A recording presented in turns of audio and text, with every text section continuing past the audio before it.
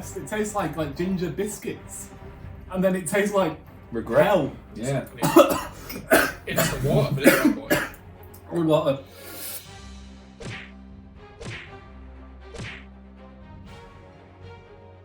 Hello there, and welcome to our home. Today we're going to do a hot ones challenge. I've got 5 hot sauces from the higher end of the Scoville scale, and I'm going to feed them to these guys and see what happens. Today, I'm joined by 50% of the up-and-coming music band, Old Sleeves. That's us. Just a bunch of old boys. Yeah. Or hot selves. Hot cells. How do you guys feel about spicy food?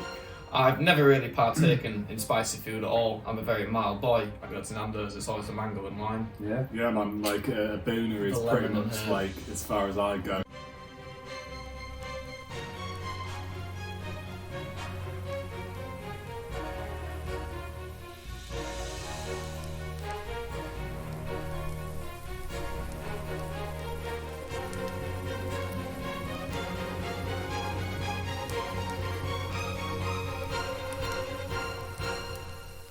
Right to left. Right to left. You're going left to right. Yeah, mine's like Okay. mirrored. It smells quite hot. Let's do it. Already.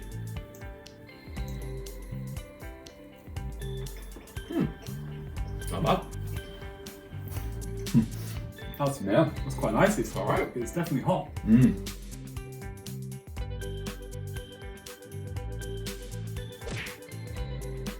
So Kyle, you've played shows up and down the country Just true. in numerous bands, sharing stage with the likes of Rome and Funeral for a Friend. That's correct. The question is, do you prefer being a hometown hero, or does travelling further afield give you a feeling of going somewhere? I definitely prefer the hometown hero status, man. You can always pack out York. You go further afield, you never know what's going to happen. It all depends on the other bands, on the other hometown bands. It's pretty hit and miss. And you never really know how you're going to go down. You get a lot of apathetic crowds elsewhere. But you're playing York to your friends and family, they kind of have to be supportive whether they like it or not. Where was the most apathetic crowd? Selby, Makes sense. that was terrible. Yeah. At the venue. I don't know if you've seen the venue before, it's a really large venue for Selby. It's quite a large camp. Is it still going? The venue? I believe it, as far as I Is it? know. Because it was owned by the same guy who was on Alright. and we played to about 20 people in this humongous room, in this humongous space in front of you, and they were all about 10 feet back. So it was like, sweet. No one nodded, no one cheered, nothing, just staring at you. But you gave 100%, of course. Oh, always, always. The problem was I wore some cream chinos for the occasion, the only time I ever busted them out, and they had a toothpaste stain on them, which I didn't know was there because I hadn't taken them out of the wardrobe in a good year or so. And all the boys made fun of me saying I jizzed on myself, which was not the case. They wouldn't drop it, and they even said it on stage to the whole crowd. But Cal's got jizz on himself. I was like, Go get you guys! yeah! It's triple power league. But I didn't have a microphone, so I couldn't defend myself. I just had to stand there and take it to make a very awkward situation 10 times worse. That's it. Just It's embrace it. Just jizz on the crowd. Yeah. I just licked my lips already. Yeah. I need the milk.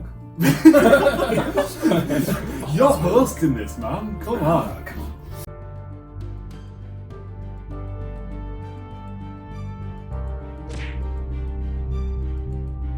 Vegan wing number 2. Vegan wing. They're pretty tasty, New era actually. of It's This- a shame we can't eat all of them because it's so fucking hot. This is the bomb. Right. The bomb. This is the one. Okay. Oh, man. Oh.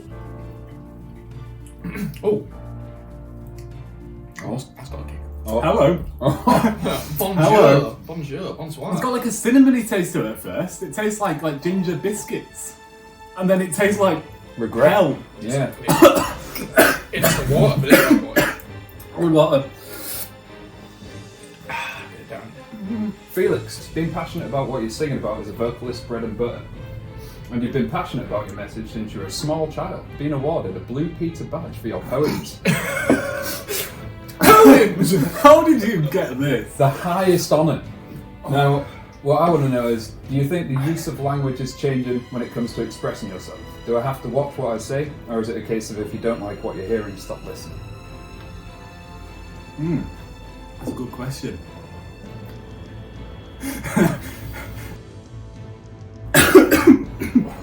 It's making me cough, this one. So, Some sinuses. I really want to answer the questions. Give me a minute.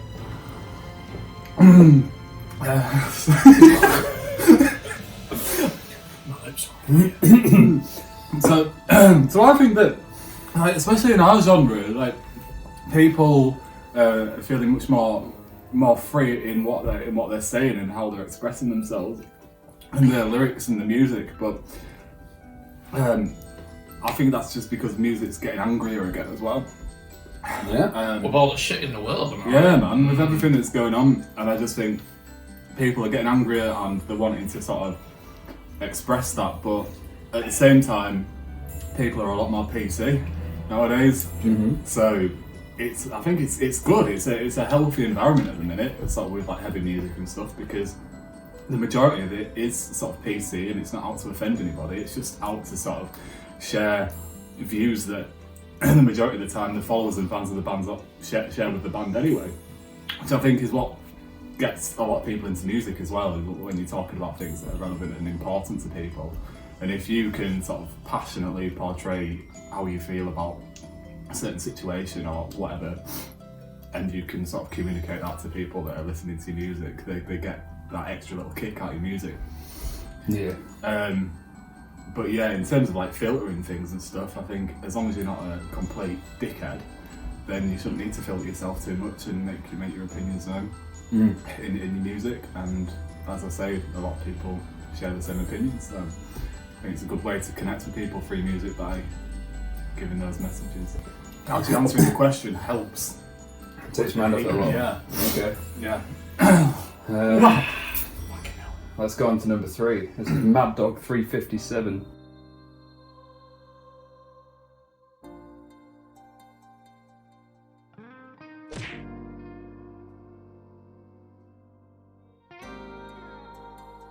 Alright, Cool. let's do it. Mad Dog. Oh boy. This one. Clink it. Alright. This looks really saucy, this one. What the plan? Oh. Get down the fucking throat. Oh, it's kicking in. It's kicking in. That's nice. I'm not feeling it yet. It's That has more flavour than the last one. It's very tasty. It's not Oh, there it is. I've not got it yet. Oh, will come. You're a There it is. There it is.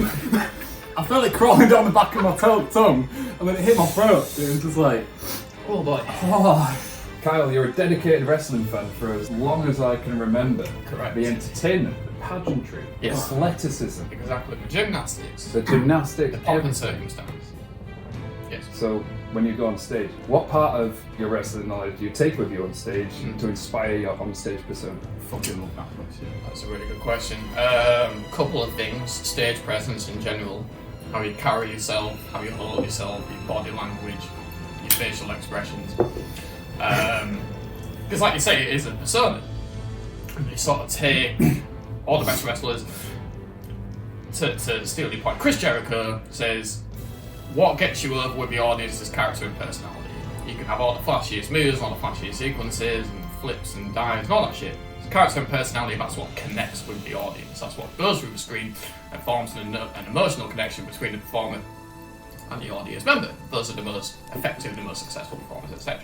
So you've got to kind of take all that. And another thing about wrestling is, again, it's all well and good doing all the moves. The greatest wrestlers of all time, Shawn Michaels is, Stone Cold Steve Austin's one. You always say, what separates good from great is the little touches, the very little things, like the facial expressions, again, the body language, the way that you sell a particular move, which cameras you're looking at, all that stuff. That only comes from experience, and that's like essentially taking the art form that you've learned and then perfecting it over time. So it's all about implementing all those little touches, again, in your body language, your facial expression, the way you carry yourself, the way you connect to the audience, because there is that barrier. always a physical barrier, or at least a big space, Uh-huh. between the stage and the audience, and it's about trying to form some kind of connection between yourself and the audience, because that is what gets you further. That's what essentially builds your fan base over time. Because obviously a lot of people who see you live, you have no idea who you are. And with On the Ropes, for example, we always attacked it where you never know who's in the room. You've got to give 100% every single performance, even if there's 10 people there, 100 people there. You've got to give it 100% every single time and perform to the same degree every single time, because you never know what fans you can make. I think those people are going to follow you, they're going to buy your merch, they're going to go to your shows, they're going to consume your releases and so on and so forth, and that is all paramount to the success of the band.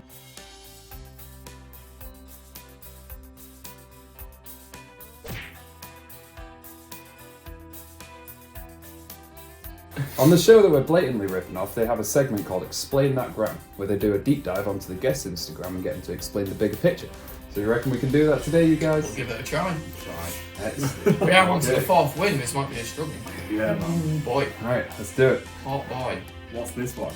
This one is Blairs Mega Death Sauce Oh, with Liquid Jesus. Rage. It literally has death in the name. I'm excited. And Rage. Rage. Rage. Oh boy.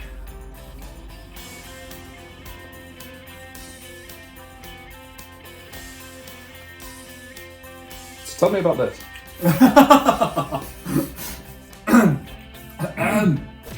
I'm not entirely sure what I can tell you about that. I mean, it looks like I was wearing a classic dicky bow that I love to wear all the time. Amazing. Yeah, man. It had cars, bears. Oh shit! It had bears driving cars on it. And I used to wear it to every important event. What a formal dude. It was an iconic piece of fashion. People knew me for my Oh yeah, look at the my crown. bears driving cars dicky bow. Yeah, the crown, the glasses with Oh. the nose. It's just an iconic. Yeah. Look, that is a movement. Beautiful stuff. Yeah, As yeah. the kids say. And I don't know what I'm drinking. It looks like red wine, but I 100% is. don't think it was. Definitely is. So let's do one for Kames. Oh Lord, oh no! Boy. Well. So the story of that one, that was when I was travelling around in America. We did the Camp America thing. Me and 3 other guys went travelling after. We went all around the East Coast, New York, Philly, Washington DC, Boston, everywhere. And that was in a hotel in Washington DC. We actually got marooned in the hotel because there was a hurricane as they say over there. Brilliant. So we ended up having to book another couple of nights because we couldn't even go outside. It was very severe and very scary. We don't get this weather in England, obviously. So we didn't really know what to do. We pretty much spent the time in the hotel bar and in the room, watching Always Sunny Good show. on repeat. I'm not having a mill, you guys. Anyway, Mr. Tough Boy over here. so one day we were fucking around and I was getting dressed, and I had my Incredible Hulk boxers on, as you'll see there, right on the ass, which I got from Asda and George. And Were there pictures of these all around Asda at one point? yes, they were. So basically, one of the boys took a photo, etc., and then I ended up working in the Asda photo centre, and I routinely took liberties with the with the photo producing machinery at my disposal, which I got caught for eventually. But oh well. And so I made several copies. We had a little notice board out back, which none of the managers ever really went in, and so on the little notice board we'd make little collages and things to keep us entertained. And so that was a collage I made, to pop the staff, if you will, Yeah. keep up morale and all that. Go on for you. Holy cheese balls. This bus is warm. Yeah, man. Oh Yeah. man, the low cut top. You'd enjoy that if you knew what was on the vest. I was wearing a Snoop Dogg vest. Oh, incredible. Yeah, man. I was wearing a Snoop Dogg vest, and I was on the bus, and it was when I was going through like a skater phase thing, and I was going into town to meet my mate Nathan Riley. We hung out a lot of the time, and we were going skating. But I didn't want to skate into town, even though it was like a 10-minute skate, because I wasn't very good at skating. so What It's kind got of the tricks Ray-Bans can and you the do? V-neck and... I can do the falling off trick. Ah, And yes, the, the infamous one. The hey guys, look at this trick, and then just doesn't do anything. Oh, quick segue. My personal favourite. You know the trick where you lose control of the skateboard and it rolls down the hill, bumps into a car, sets off a car alarm. And then you go inside and it's not your skateboard anymore. Yes. Yeah. There's that one. Or there is the trick where you go up to the university in York and there's a big hill that goes under the bridge near the library. And you go to the top of that hill, get on your skateboard, decide to go down the hill. Forgetting there's a main road at the bottom of that hill. And literally missing a lorry by about that. Oh. Yeah. That could have nearly been the end. I did some really stupid shit when I was a teenager, but there you go. Yeah. I probably do just as stupid shit now, just not on a skateboard. Yeah, glad you're still here, man. Yeah, me too. Bit of a shit way to die. Doing something that I was really bad at. Last one for kids.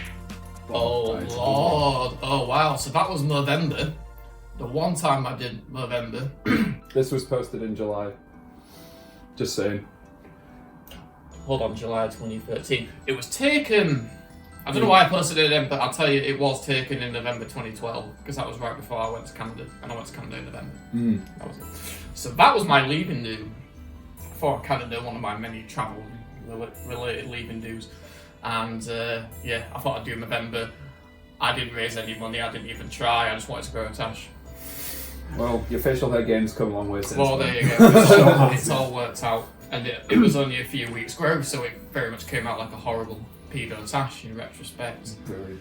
Very much so. And If the boot fits. unfortunately, the pedo tash was no more. That's it, man. It didn't even last a whole It was bad time. 8 years before its time.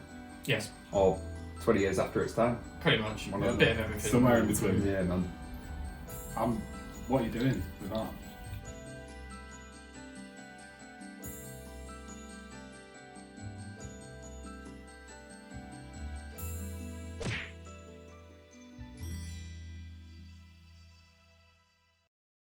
Now, around here, it's a little tradition. I say tradition, it's the first time I've done this, to put an extra dab on the last wing. Oh boy. Now, you don't have to if you don't want to. Yeah, but if we don't, we're just gonna look like pussies, Yeah, aren't we're we? definitely gonna do it. The choice is up to you. Burn after eating. Burn what? With nothing left. Exactly. Burn you what you will burn insides. after eating, I assume. Okay, that dab's enough. Thank you. Oh, I see. Yes. Careful. Be very Easy careful. does it. Easy does it. Tease it. There it is. Oh, what a dab. Oh boy. Oh, it's on my thumb.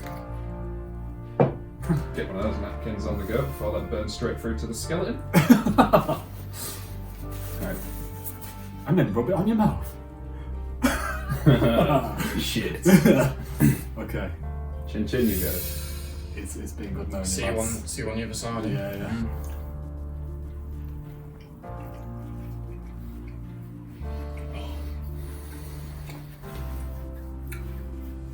Oh, That's so good. not me. Get to my The vapor's breathing it down my throat into the lungs. I find it's better just to not breathe. Bet you're a great mental health nurse. Just no. Oh, just there it starve it There with it is. oxygen. Oh Just, shit. oh.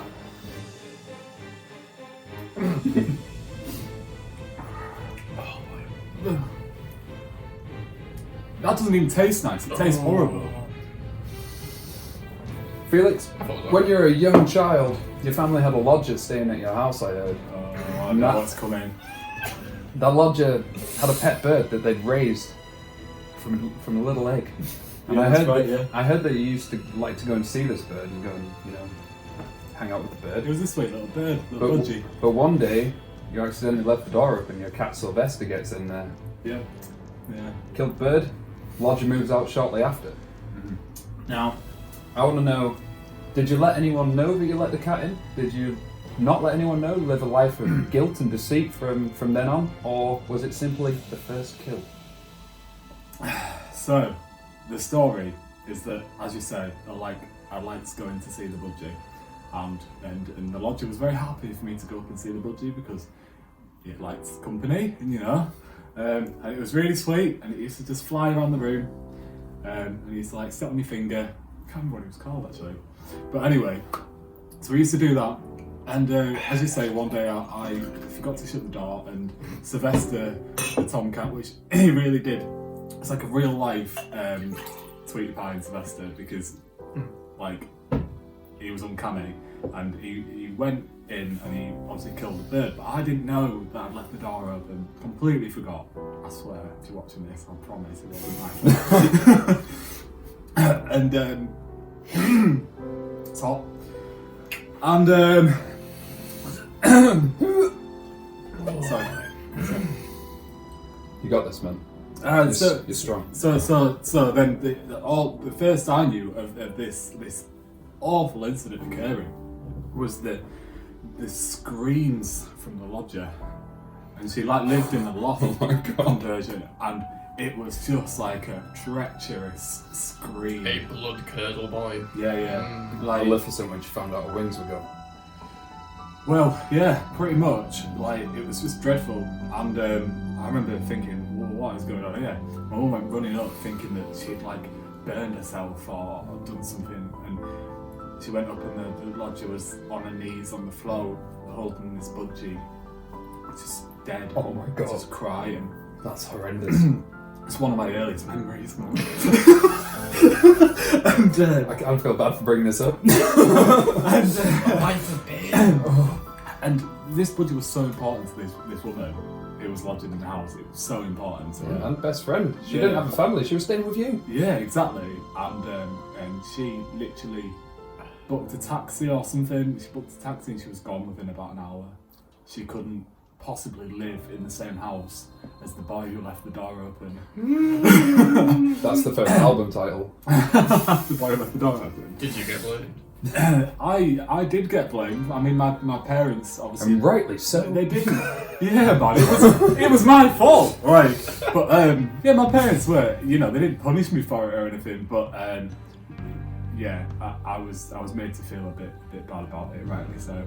And I still feel awful about it to this day. Side question. Was the cat called Sylvester because your parents already used the name Felix on you? Good call, man.